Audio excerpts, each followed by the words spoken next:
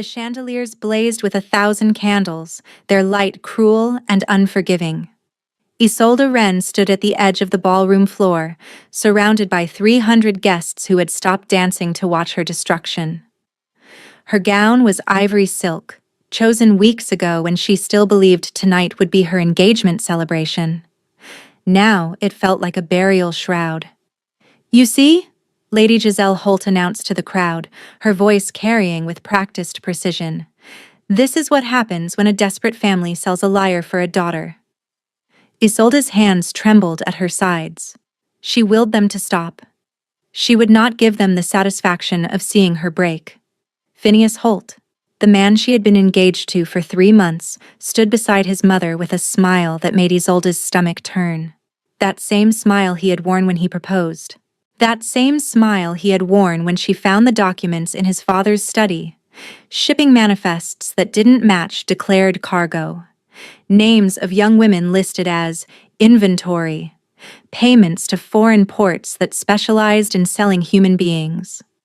"You understand, darling," Phineas had said when she confronted him, his tone patient, like he was explaining something to a child. "This is simply business. My family has conducted it for 3 generations. You weren't supposed to find those records, but now that you have a choice.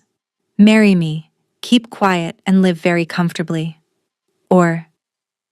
He hadn't needed to finish. The threat had been clear in his eyes. Isolde had chosen to run. She had tried to reach the authorities, tried to find someone who would listen, but the Holts had connections everywhere. Within 48 hours, they had destroyed her reputation with whispers of madness, fabricated debts, and forged letters suggesting she had tried to extort Phineas with false accusations. Now she stood in the middle of Thornhaven Manor, their ancestral estate, at a ball they had orchestrated specifically for this moment. Her family had been summoned, forced to watch.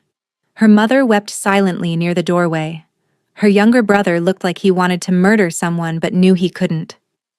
"Since Miss Wren seems so eager for attention," Lady Giselle continued, her smile sharp as a blade, "we thought we should give her a partner worthy of her new station."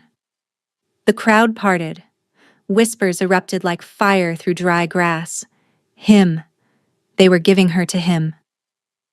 Kaelan Ashworth emerged from the shadows near the far wall. The fallen duke, society called him. The last surviving member of a family that had once rivaled the Holts in power before their spectacular collapse 8 years ago.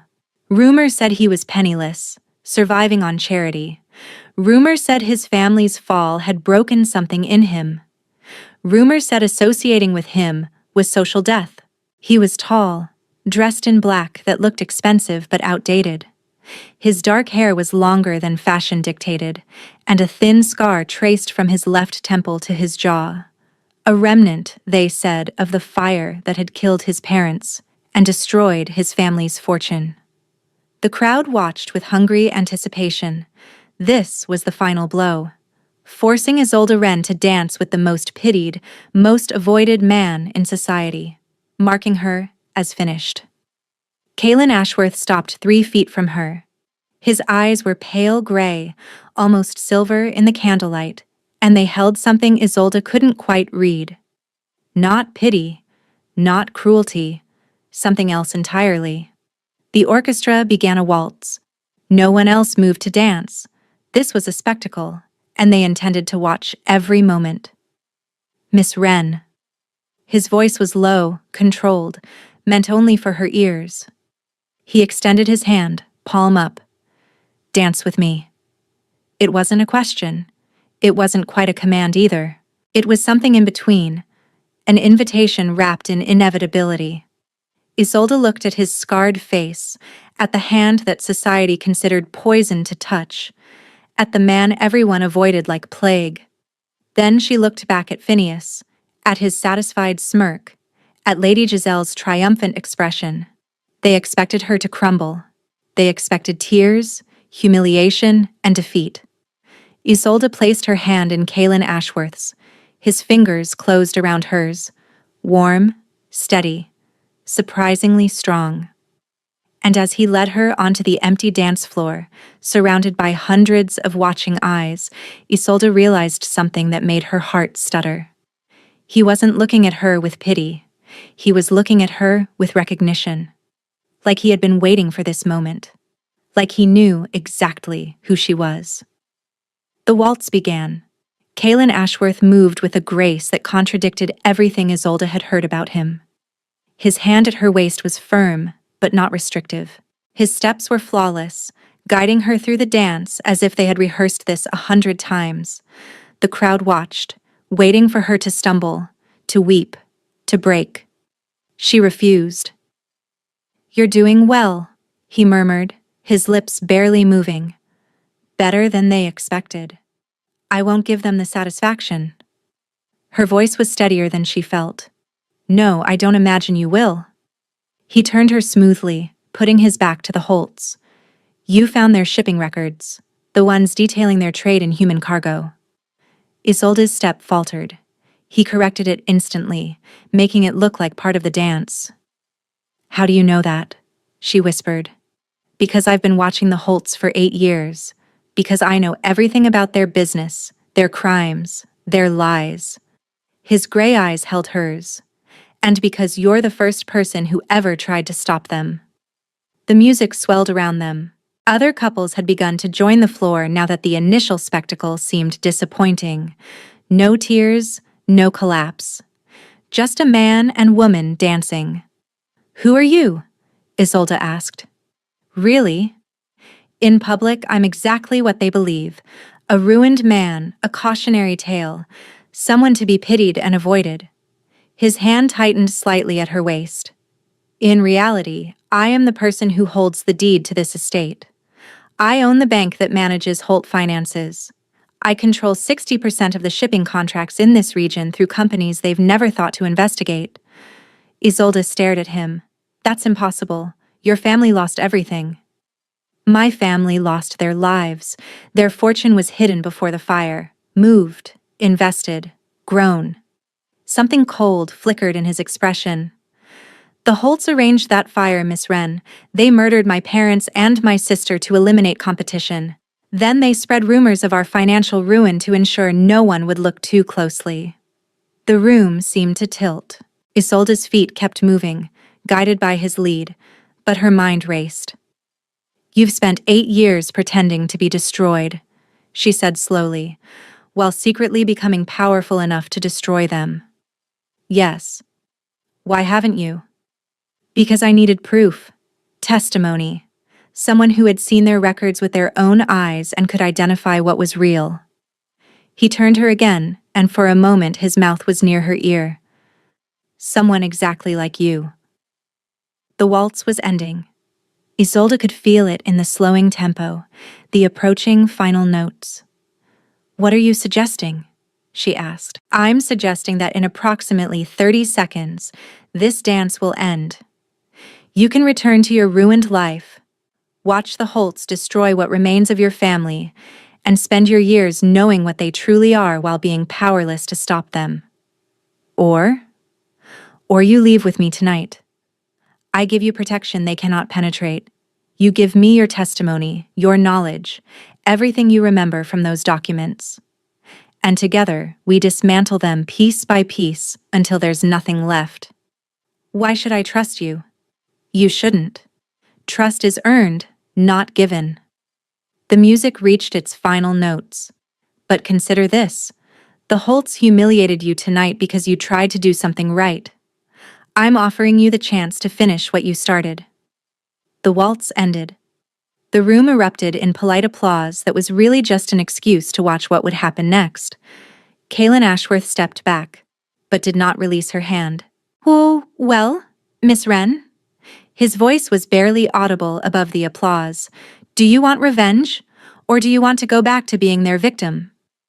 Isolde looked across the ballroom. Lady Giselle was frowning, clearly disappointed by the lack of tears. Phineas was watching with narrowed eyes, suspicious of how composed she appeared. She thought of the names in those documents.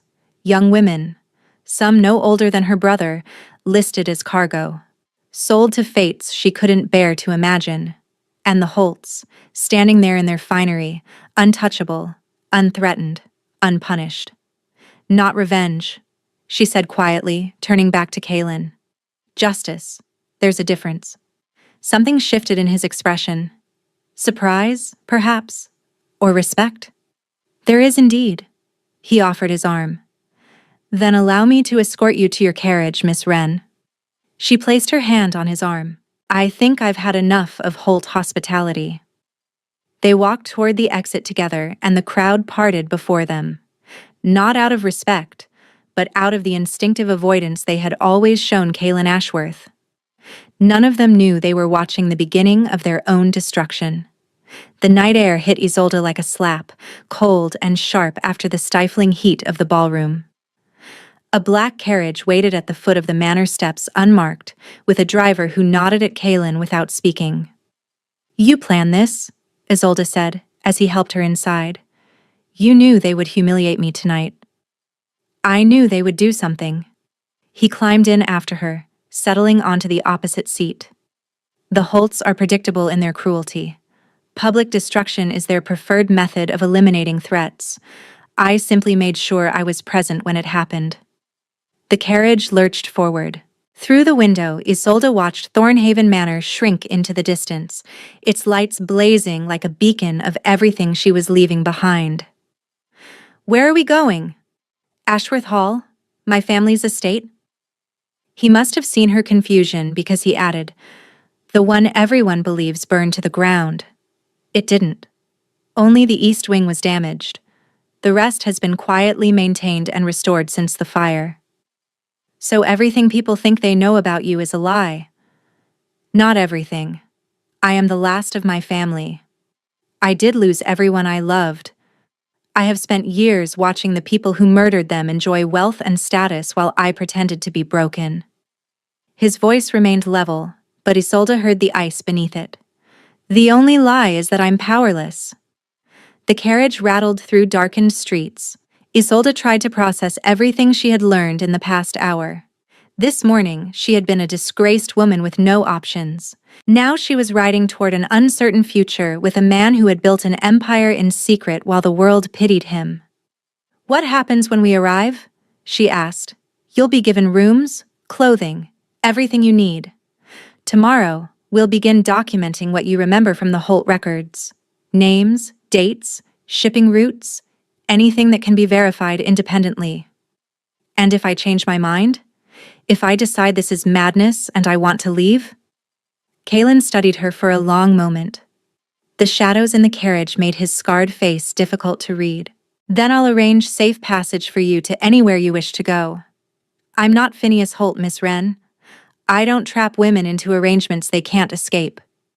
But you need me. I need your testimony. There's a difference between needing what someone knows and needing to own them. He looked out the window. I've waited years for this. I can wait longer if necessary, but I don't think you want to wait. I think you want those women in the manifests to be found. I think you want the Holts to pay for what they've done, not just to you, but to everyone. Isolde didn't answer. She couldn't, because he was right, and they both knew it.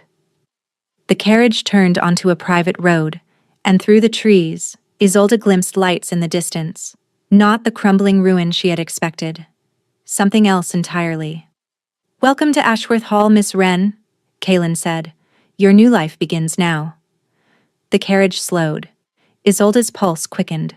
She had been publicly destroyed tonight, forced to dance with the man everyone avoided, marked as finished.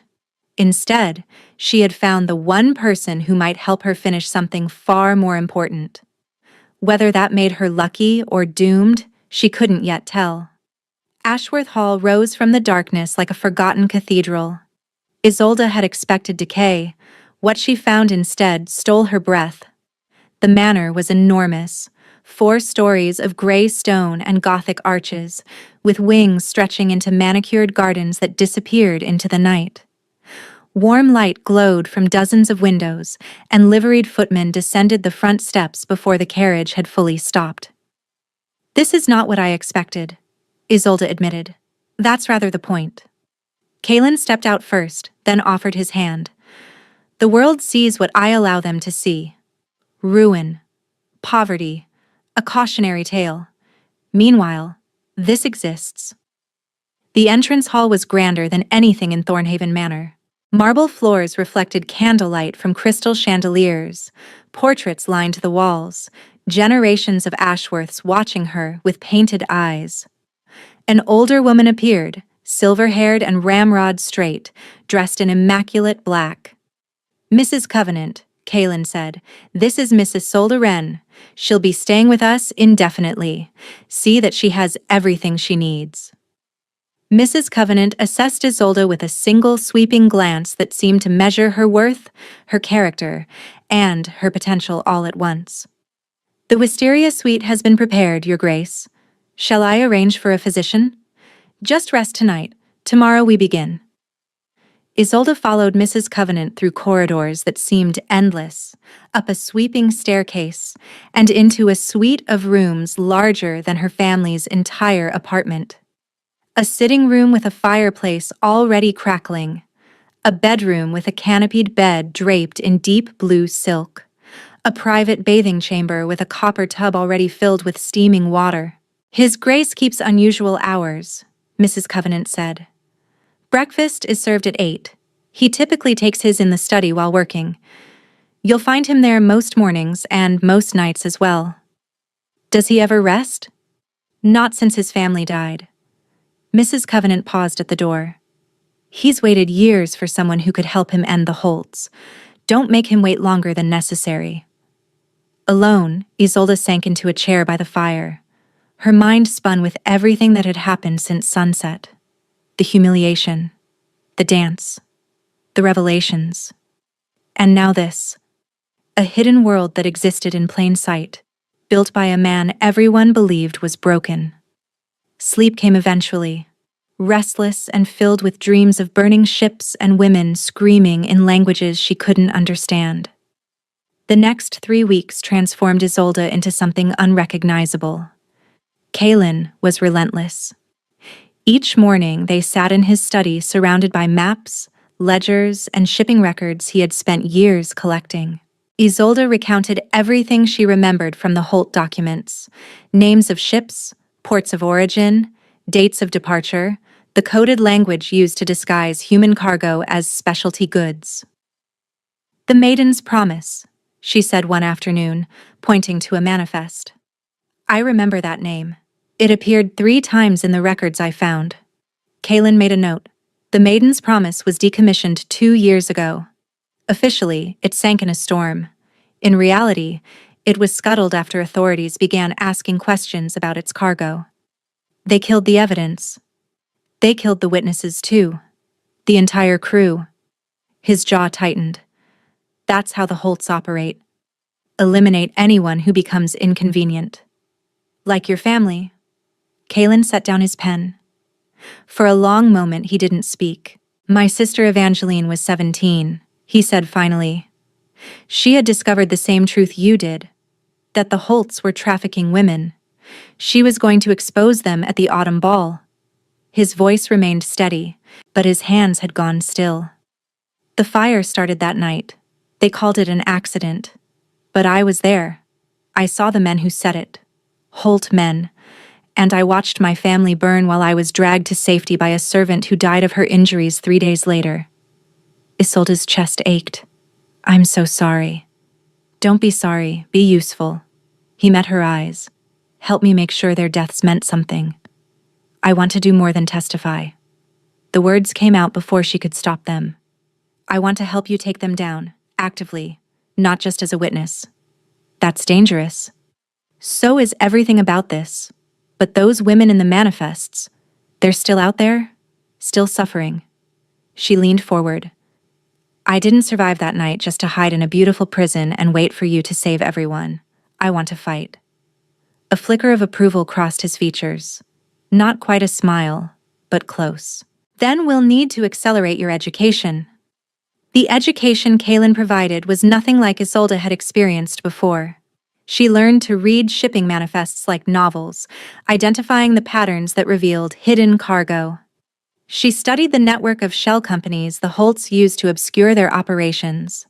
She memorized the faces and names of Holt associates, men who attended society functions while secretly profiting from human misery. But more than anything, she learned to perform. You'll need to re-enter society eventually, Kaylin explained. When you do, every word you speak, every expression you show, will be scrutinized. The Holts will be watching for weakness. I've attended society events my entire life. As a guest, a decoration. Now you'll be a weapon. He circled her slowly. When you walk into a room, people need to see confidence, not victimhood. They need to wonder what you know, not pity what you've lost. 3 weeks after her arrival, Kaylin announced her first test. Lord Pemberton is hosting a private dinner tomorrow evening. 12 guests, all carefully selected. 3 of them have financial ties to Holt operations, though they may not know the full extent of what they're funding. Isolde's stomach tightened. You want me to attend? I want you to perform. You'll go as my guest. A distant cousin recently arrived from the country. You'll be charming, forgettable, and completely unthreatening. He handed her a small leather folder. And you'll determine which of these 3 men is most likely to turn against the Holts, if properly motivated. The dinner was held at Pemberton House. Isolde wore a modest gown of dove gray, chosen specifically to be unremarkable, and introduced herself as Miss Wren, recently returned from extended family in the northern provinces. No one recognized her. The humiliation at Thornhaven Manor had been witnessed by society's upper echelon. These were minor nobles and wealthy merchants, people who read about such scandals in gossip sheets rather than attending them. She was invisible. It was perfect. Throughout dinner, she observed her 3 targets. Lord Ashby, a portly banker who laughed too loudly. Mr. Cornelius Vance, a shipping merchant with nervous eyes who flinched whenever the Holt name was mentioned. And Sir Dietrich Fane, an investor whose calm demeanor never wavered. By dessert, Isolde had her answer. Vance, she told Kaylin in the carriage afterward. He's terrified. When Lord Ashby mentioned new investment opportunities with the Holts, Vance went pale. He knows something is wrong, and he's afraid of being implicated. What makes you certain? He asked me about my family 3 times, specifically whether any of them were involved in shipping. She met Kaylin's gaze. He's looking for allies. Kaylin was quiet for a moment. Then he nodded slowly. Well done. 2 words. But the warmth in his voice made Isolde feel like she had won a battle. Vance has a daughter, Kaylin continued. 17. The same age Evangeline was. I suspect that's why his conscience is finally troubling him. What do? We give him a way out, and in exchange, he gives us everything he knows about Holt's shipping operations. Kaylin looked out the window. You've just identified our first real witness, Miss Wren. The cracks are beginning to form. 4 days later, everything changed. Isolde was in the library, reviewing shipping routes, when Kaylin burst through the doors. His composure, the carefully maintained calm she had come to expect, was shattered. We have a problem. What happened? He handed her a letter, the paper trembling slightly in his grip. Vance is dead. His carriage went off a bridge last night. They're calling it an accident. Isolde's blood went cold. The Holts. Obviously, which means they know someone is investigating. They don't know who or how much, but they know enough to start eliminating potential threats. His daughter. Safe. I had her moved to a secure location 2 days ago. Kaylin ran a hand through his hair. But this changes our timeline. We can't spend months building a case anymore. The Holts are cleaning house. What do? There's a gathering next week. Lady Ashford's spring gala. The Holts will be there. So will half the investors who fund their operations, and several magistrates who could authorize an investigation if properly motivated. You want to confront them publicly? Already? I want to accelerate the pressure, make them panic. Panicked people make mistakes. He crossed to her, stopping close enough that she could see the tension in his jaw. But it's risky. Once we show our hand, there's no going back. They'll know you survived. They'll know I'm involved. Then we'd better be ready. Kaylin studied her face. You understand what I'm asking? This isn't a practice dinner with merchants who don't recognize you. This is the lion's den. Phineas will be there. Lady Giselle. Everyone who watched your humiliation. Good. Isolde felt something cold and certain settle in her chest. Let them see what their cruelty created. Isolde. It was the first time he had used her given name. The sound of it on his lips made her breath catch. If we do this, I need to know you won't hesitate. When you face Phineas, when he tries to undermine you, you cannot falter. I won't. How can you be certain? Because I spent 3 months engaged to a monster and I survived. Because I walked into that ballroom expecting to be destroyed and I walked out with you instead.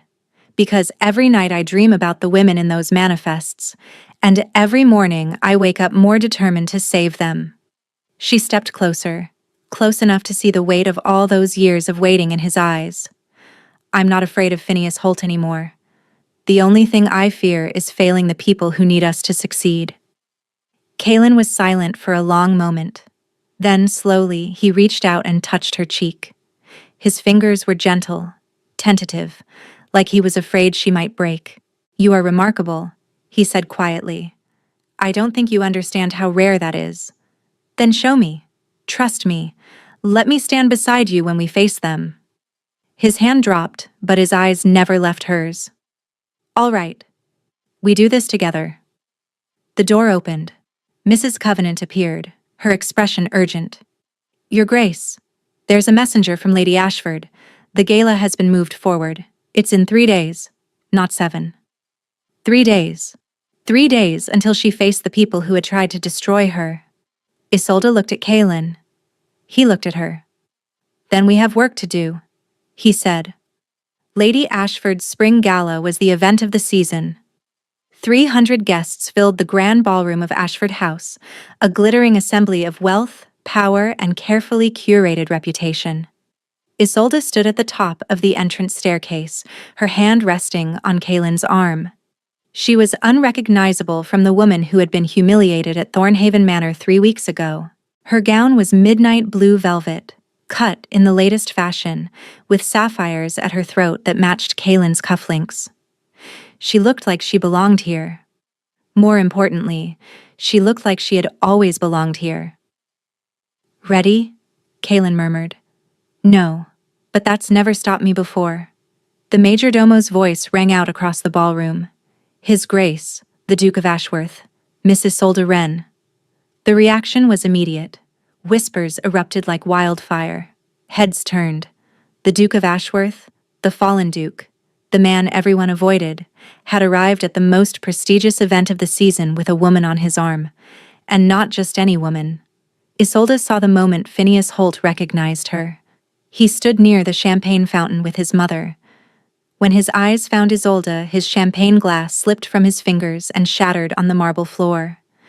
The sound cut through the whispers like a gunshot. Phineas, darling, what on earth? Lady Giselle followed her son's gaze. Her face went white, then red, then settled into something that looked almost like fear. Isolde smiled, a small, composed, devastating smile. She was supposed to be destroyed, erased from society and memory. Instead, she was descending the grand staircase on the arm of a duke, wearing sapphires that cost more than the Holt's annual income, looking every inch the woman who had already won. Breathe, Kaylin said softly. Let them come to us. Lady Ashford herself approached. Your Grace, what an unexpected pleasure. We so rarely see you at these gatherings. I had reason to attend tonight. Kaylin's voice carried effortlessly. Allow me to introduce Miss Isolde Wren. She's been staying at Ashworth Hall as my guest. Miss Wren. Lady Ashford's eyes swept over Isolde. I believe I've heard your name recently. Something about the Holt engagement?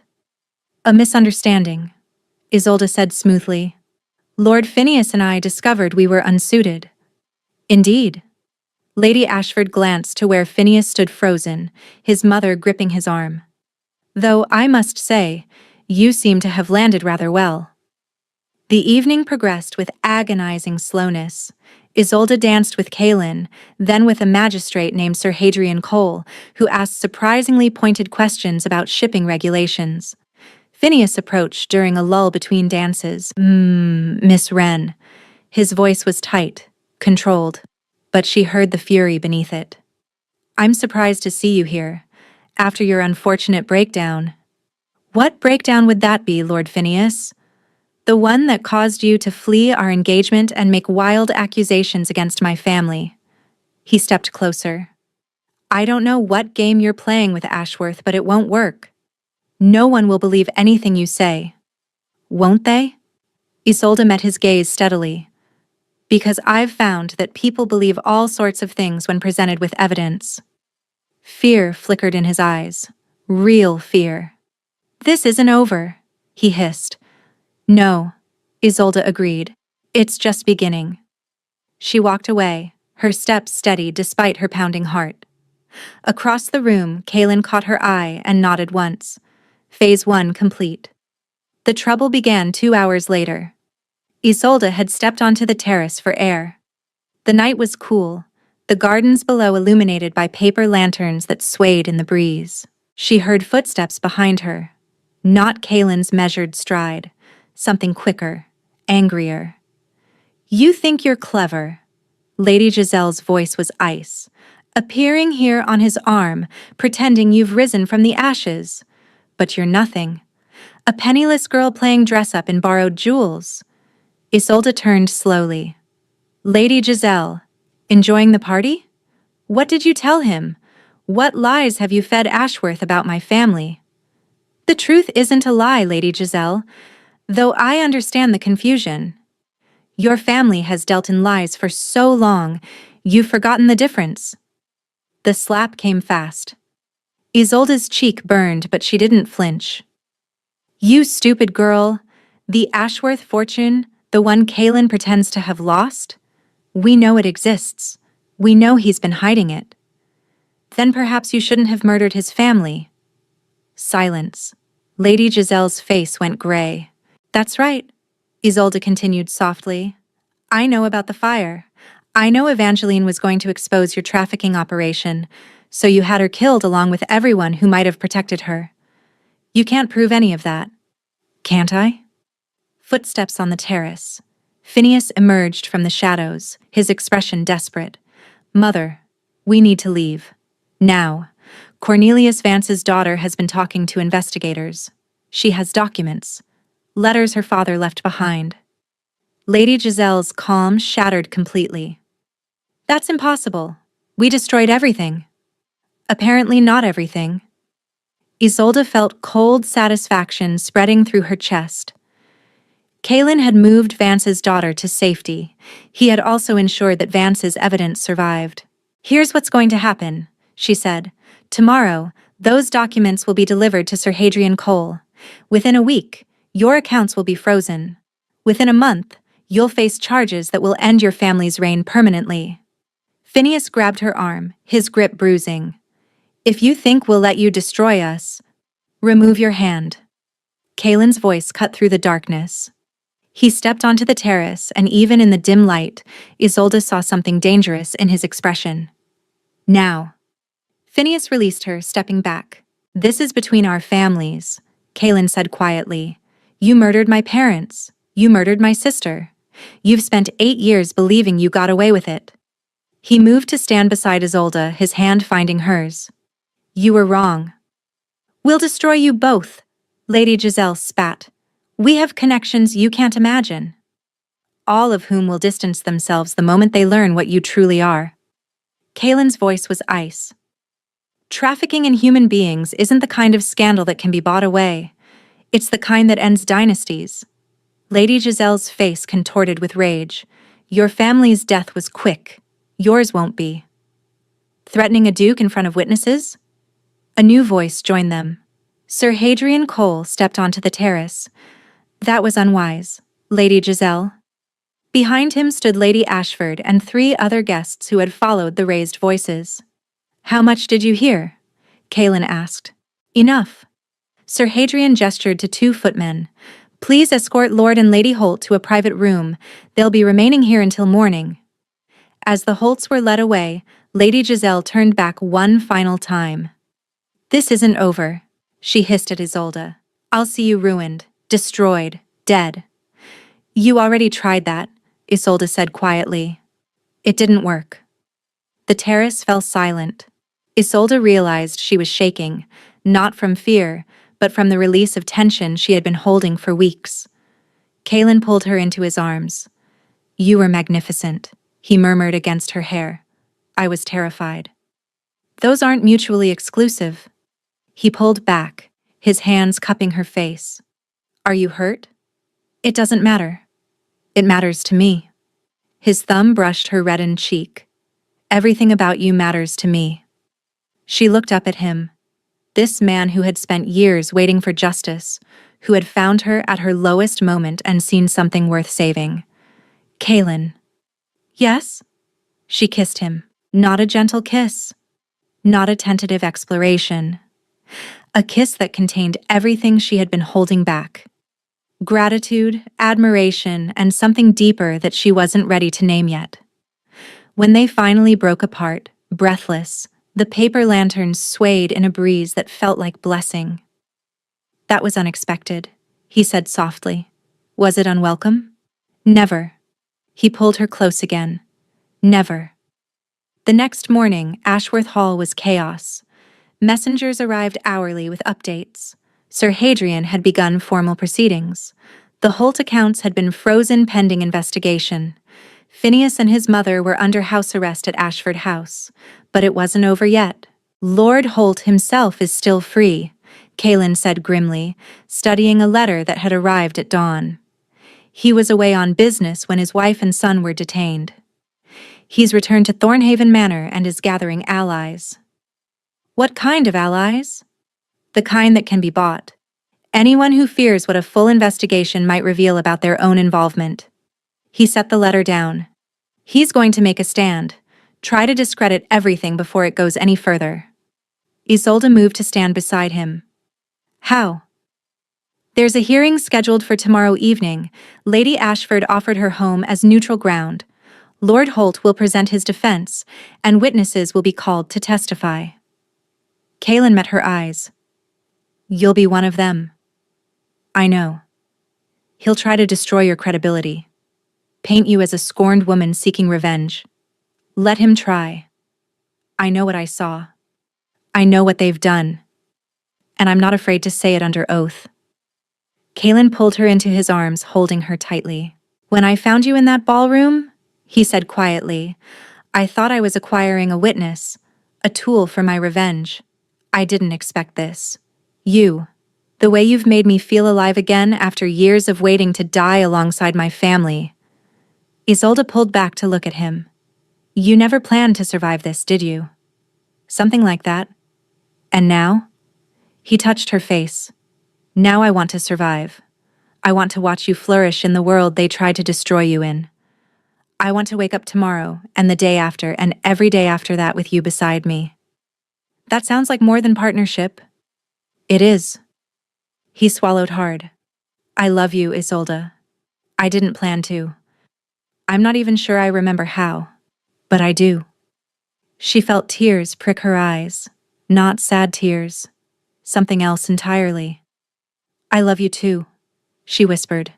"And tomorrow we're going to finish this. Together." He kissed her forehead, soft and reverent. Together. Ashford House had been transformed into a courtroom. Rows of chairs faced a raised platform where Sir Hadrian Cole sat alongside 2 other magistrates. 40 of society's most influential members filled the seats. Lord Aldrich Holt stood at the front of the room, his bearing still proud. He was an older version of Phineas, the same cold eyes, the same calculated charm. Isolde sat in the front row beside Kaelin. Across the aisle, Lady Giselle and Phineas sat under guard, their faces tight with fury. We are gathered to hear evidence regarding allegations of financial fraud, human trafficking, and conspiracy to commit murder against the Holt family, Sir Hadrian announced. Lord Holt, you may speak first. Lord Holt rose, adjusting his coat with deliberate calm. Distinguished guests, honored magistrates, what you've heard are lies. Fabrications created by a disturbed young woman and weaponized by a man whose family's ruin drove him to madness. He gestured toward Isolde. Miss Wren was engaged to my son until she suffered a nervous collapse. Now she's reappeared with wild accusations, clearly coached by the Duke of Ashworth, who has nursed a vendetta against my family for years. The so-called evidence, forgeries, the witnesses, paid actors or coerced servants with grudges. Lord Holt's voice rang with conviction. I demand this farce be ended immediately. Sir Hadrian nodded slowly. Your Grace, do you wish to respond? Kaelin rose. I do. He walked to the front of the room. 8 years ago, my family died in a fire that was ruled an accident. I was 17. I lost my parents, my sister, everything I loved in a single night. His voice was controlled, but Isolde heard the steel beneath it. It was not an accident. It was murder, orchestrated by Lord Holt to eliminate my father, who had discovered the true nature of Holt shipping operations. Lies, Lord Holt shouted. Proof. Kaelin withdrew a thick folder from his coat. Correspondence between Lord Holt and the men who set the fire. Shipping manifests documenting the transport of human cargo. Bank records showing payments to foreign ports known for their trade in trafficked women. He handed the folder to Sir Hadrian. Every document has been authenticated by independent experts. Every transaction can be traced. The room exploded in whispers. Furthermore, Kaelin continued, I call Mrs. Isolde Wren to provide testimony regarding documents she personally observed in the Holt residence. Isolde rose, her legs steady despite her thundering pulse. She walked to the front of the room and faced the assembly. Several weeks ago, I was engaged to Lord Phineas Holt. During a visit to Thornhaven Manor, I discovered shipping records hidden in Lord Holt's private study. Those records listed young women as cargo, referred to as specialty goods, with prices attached to each name. She's lying. Phineas surged to his feet. She's been paid to... Sit down, Lord Phineas, Sir Hadrian commanded. Phineas was forced back into his seat. Isolde continued. When I confronted Lord Phineas about what I'd found, he offered me a choice. Marry him quietly and say nothing, or be destroyed. I chose to run. The Holts responded by fabricating debts, spreading rumors of my mental instability, and staging a public humiliation designed to ensure no one would ever believe anything I said. What they didn't anticipate, she met Lord Holt's eyes directly, was that someone would believe me anyway. This is circumstantial, Lord Holt said, his steadiness cracking. You have no proof of murder, no proof of trafficking. Then perhaps you'll accept testimony from someone inside your organization. Kaelin nodded toward the door. I call Miss Theodora Vance. The doors opened. A young woman entered, no older than 17, with her father's nervous eyes but a spine of steel. Miss Vance is the daughter of Cornelius Vance, who died last week in what was ruled an accidental carriage accident. Kaelin's voice hardened. Before his death, Mr. Vance provided his daughter with extensive documentation of his involvement in Holt operations. Theodora Vance approached the magistrates carrying a leather satchel. My father kept everything, she said, her voice trembling but clear. Names of the women transported, ports of delivery, payments received. He told me that if anything ever happened to him, I should find someone brave enough to use it. She looked at Isolde. I found her. She handed the satchel to Sir Hadrian. The room was utterly silent. Sir Hadrian reviewed several documents, then passed them to his fellow magistrates. Their expressions grew increasingly grim. Lord Holt, Sir Hadrian said finally, these documents corroborate every accusation made against your family. I have no choice but to order your immediate arrest, along with your wife and son, pending formal charges of fraud, trafficking in persons, and conspiracy to commit murder. You can't do this! Lord Holt lunged forward, but guards seized him immediately. I am Lord Aldrich Holt. I have friends in Parliament. Not anymore. Sir Hadrian's voice was ice. Take them away. As the Holts were dragged from the room, Lady Giselle screaming threats, Phineas pale and silent, Lord Holt struggling against his captors, Isolde felt something she hadn't experienced in months. Peace. Kaelin's hand found hers. It's over, he said quietly. No. She squeezed his fingers. It's just beginning. That night, Isolde stood on the balcony of Ashworth Hall, watching stars emerge from the darkness. The Holts were in custody. The investigation was proceeding. Already, names were surfacing. Other families involved in the trafficking network. Other victims who might finally be found. But tonight, there was stillness. Kaelin joined her, 2 glasses of wine in hand. You should be sleeping, he said, offering her a glass. So should you. I don't sleep much. Old habit. He stood beside her, close enough that their shoulders touched. I keep expecting to wake up and discover this was all a dream. It's not. Thanks to you. Thanks to us. He turned to face her. I spent nearly a decade planning their destruction, but none of it would have mattered without you. He set down his wine glass. Isolde, I need to ask you something. Yes? When this started, we agreed to an arrangement. You would testify. I would protect you. It was transactional. He took her hands in his, but somewhere between that first dance and tonight, everything changed. It changed for me too. Then I need you to know that whatever comes next, the trials, the investigations, the rebuilding, I want you beside me. Not as a witness, not as a strategic asset. He paused, and she saw vulnerability in his eyes. As my partner, my equal, my home, if you'll have me. Isolde felt tears sliding down her cheeks. Are you proposing? I'm asking if you could imagine a future where we face whatever comes together, where you're not just someone I saved, but someone who saved me in return. His voice cracked slightly. I've been alone for so long. I don't want to be alone anymore. She released his hands and cupped his face instead, making him look at her. Kaelin Ashworth, she said softly. I didn't survive humiliation, betrayal, and watching the people who tried to destroy me get dragged away in chains just to walk away from the man who made all of it possible. She smiled through her tears. Yes. To partnership, to equality, to home, to all of it. He kissed her then, under stars that seemed brighter than they had any right to be, in a world that finally felt like it might contain something other than darkness. When they pulled apart, breathless, he rested his forehead against hers. I love you, he whispered. I know.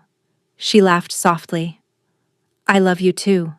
6 months later, Isolde stood in the grand hall of Ashworth Estate, watching morning light stream through windows that had once reflected only grief. The hall had been transformed. Where there had been silence, there was now laughter. Where there had been emptiness, there was now purpose. 12 young women sat at tables arranged throughout the space, learning skills that would give them independence: reading, writing, arithmetic, tradecrafts. Some had been rescued from the trafficking network the Holts had operated. Others had escaped similar situations. All of them had found sanctuary at Ashworth Hall, the Isolde Ashworth Foundation, Kaelin called it. Though she had protested the name. You're the reason it exists, he had said. Let it carry your name so others know survival is possible. Lady Giselle Holt had been sentenced to life imprisonment 3 months ago. Lord Holt had died in custody. His heart, the physician said. Phineas had been transported to a penal colony across the sea, his charm useless against iron bars and hard labor. The trafficking network was being dismantled piece by piece, 37 women had been recovered so far. More were being found every week. You're thinking again. Kalen appeared beside her, sliding his arm around her waist. I can tell by the furrow between your eyebrows. I'm thinking about how different everything is. She leaned into him.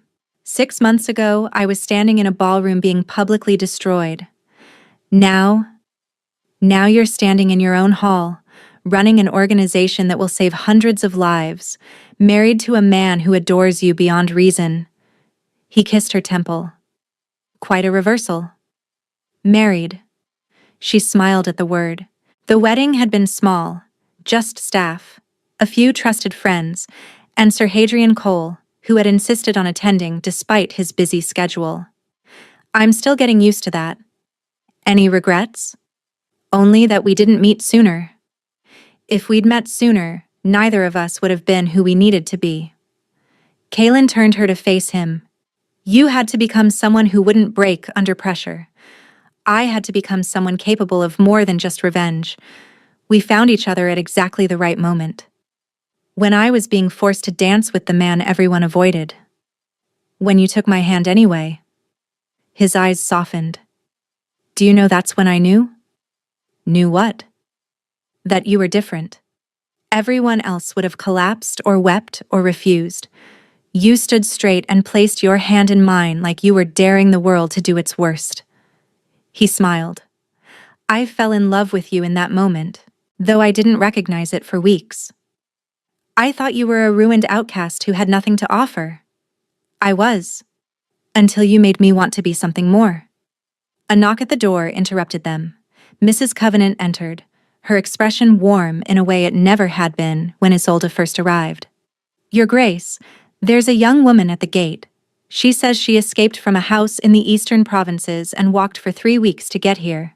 She heard there was a place that helped people like her. Isolde exchanged a glance with Kalen. Send her in, she said.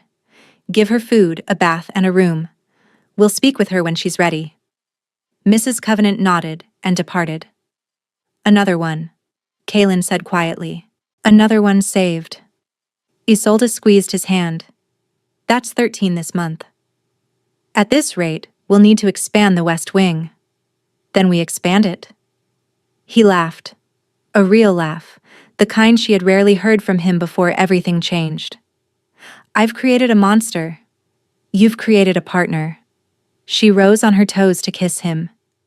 And I intend to be creating problems for injustice for a very long time. They stood there in the morning light, surrounded by the sounds of women learning to rebuild their lives, in a house that had once held only grief, but now held hope. Isolde had been forced to dance with the man everyone avoided. She had never stopped dancing since. Thank you for staying with us until the very end. If this story moved you, the courage to survive, the power of being believed, the strength it takes to turn humiliation into triumph, please share it with someone who needs to hear it. Drop a comment telling us your favorite moment and where you're listening from. If you're ready for another story where love conquers the impossible, subscribe and ring that bell so you never miss the next chapter. You're the reason these stories exist. Thank you for being here, for listening, for believing that even when the world tries to destroy you, the right hand reaching out can change everything.